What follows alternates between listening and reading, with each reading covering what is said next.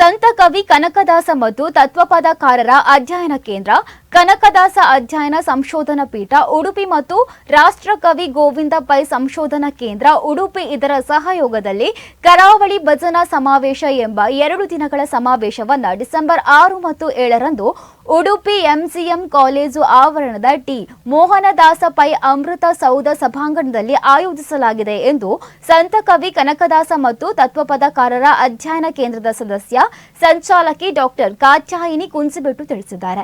ಈ ಕುರಿತು ಸುದ್ದಿಗೋಷ್ಠಿಯಲ್ಲಿ ಮಾಹಿತಿ ನೀಡಿದ ಅವರು, ಡಿಸೆಂಬರ್ 6ರಂದು ಬೆಳಗ್ಗೆ 10 ಗಂಟೆಗೆ ಹಿರಿಯ ವಿದ್ವಾಂಸ ಡಾಕ್ಟರ್ ಬಿಎ ವಿವೇಕ ರೈ ಸಮಾವೇಶವನ್ನು ಉದ್ಘಾಟಿಸಲಿದ್ದಾರೆ. ಸಂತ ಕವಿ ಕನಕದಾಸ ಮತ್ತು ತತ್ವಪದಕಾರರ ಅಧ್ಯಯನ ಕೇಂದ್ರದ ಅಧ್ಯಕ್ಷ ಕಾತಾ ಚಿಕ್ಕಣ್ಣ ಅಧ್ಯಕ್ಷತೆಯನ್ನು ವಹಿಸಲಿದ್ದಾರೆ. ಮಾಹೆ ಸಹಕುಲಪತಿ ಡಾಕ್ಟರ್ ನಾರಾಯಣ ಸಭಾಹಿತ ಮುಖ್ಯ ಅತಿಥಿಗಳಾಗಿ ಭಾಗವಹಿಸಲಿದ್ದಾರೆ ಎಂದಿದ್ದಾರೆ.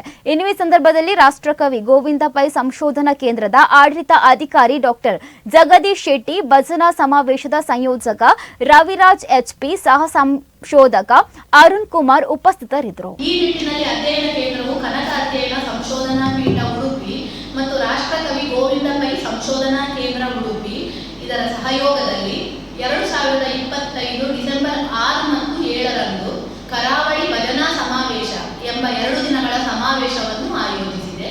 ಸಮಾವೇಶದಲ್ಲಿ 13 ಭಜನಾ ತಂಡಗಳು ಭಾಗವಹಿಸಲಿವೆ.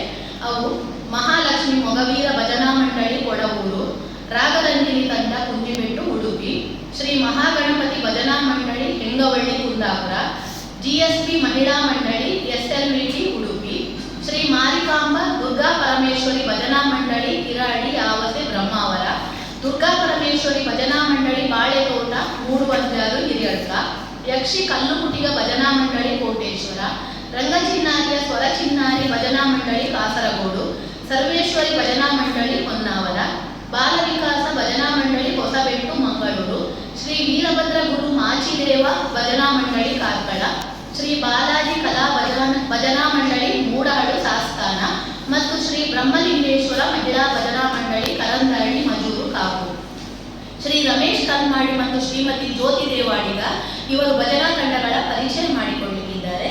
ದಿನಾಂಕ 6/12/25ರಂದು ಬೆಳಿಗ್ಗೆ 10 ಗಂಟೆಗೆ ಡಾಕ್ಟರ್ ಬಿಎ ವಿವೇಕ್ ರೈ ಹಿರಿಯ ವಿದ್ವಾಂಸರು, ವಿಶ್ರಾಂತ ಕುಲಪತಿಗಳು ಮಂಗಳೂರು ಇವರು ಕಾರ್ಯಕ್ರಮವನ್ನು ಉದ್ಘಾಟನೆ ಮಾಡಲಿದ್ದಾರೆ.